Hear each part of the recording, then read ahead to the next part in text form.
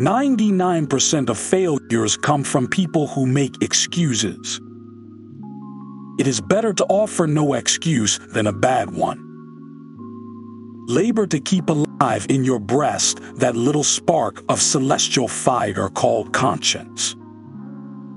Let us therefore animate and encourage each other, and show the whole world that Freeman, contending for liberty on his own ground, is superior to any slavish mercenary on earth.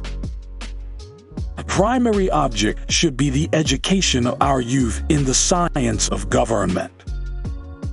Guard against the impostures of pretended patriotism. Be courteous to all, but intimate with few. And let those few be well tried before you give them your confidence. If freedom of speech is taken away, then dumb and silent we may be led, like sheep to the slaughter.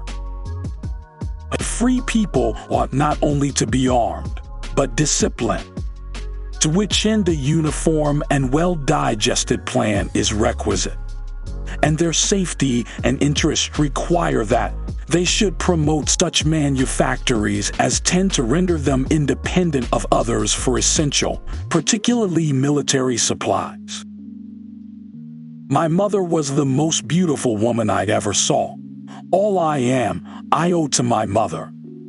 I attribute my success in life to the moral, intellectual, and physical education I received from her. There is nothing which can better deserve our patronage than the promotion of science and literature. It is better to be alone than in bad company. I hope I shall possess firmness and virtue, enough to maintain what I consider the most enviable of all titles, the character of an honest man. Human happiness and moral duty are inseparably connected.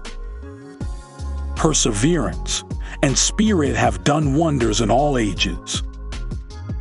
A sensible woman can never be happy with a fool.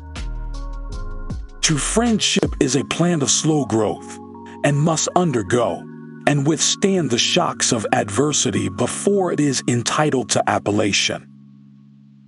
Knowledge is in every country the surest basis of public happiness. You men have virtue to withstand the highest bidder. To encourage literature and the arts is a duty which every good citizen owes to his country.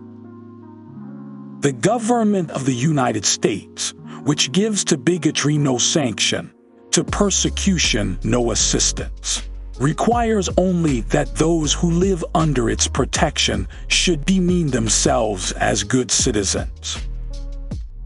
Citizens, by birth or choice of a common country, that country has a right to concentrate your affections.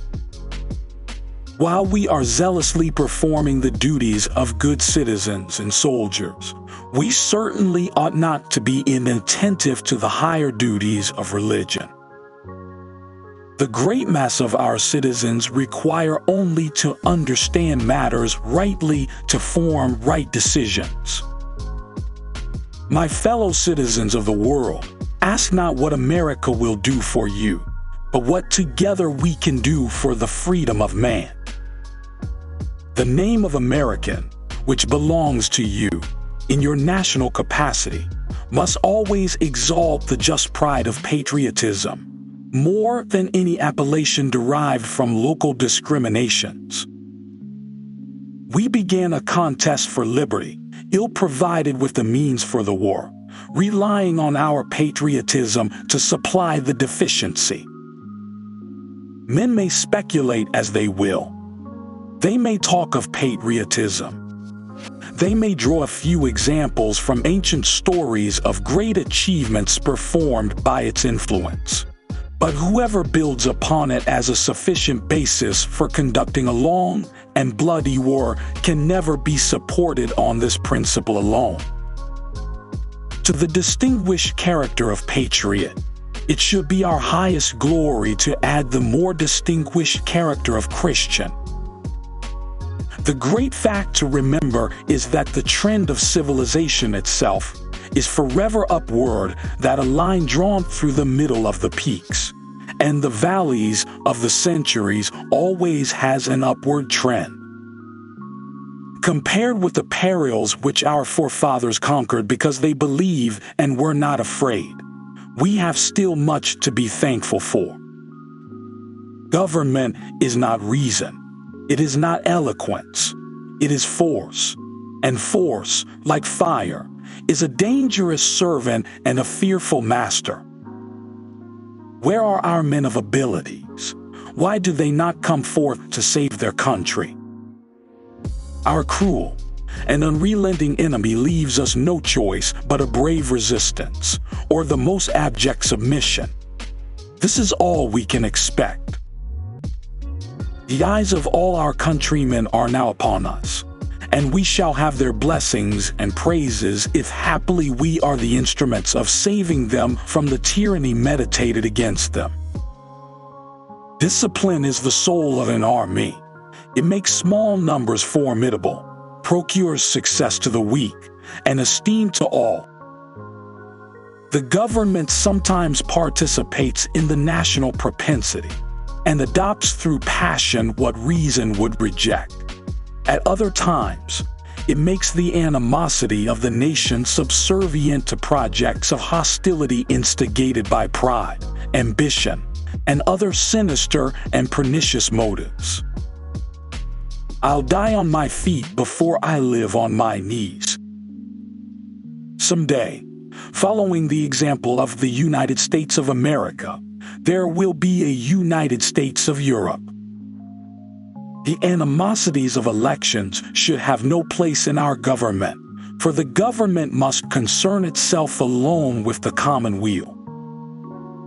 Laws made by common consent must not be trampled on by individuals. Religious controversies are always productive of more acrimony and irreconcilable hatreds than those which spring from any other cause.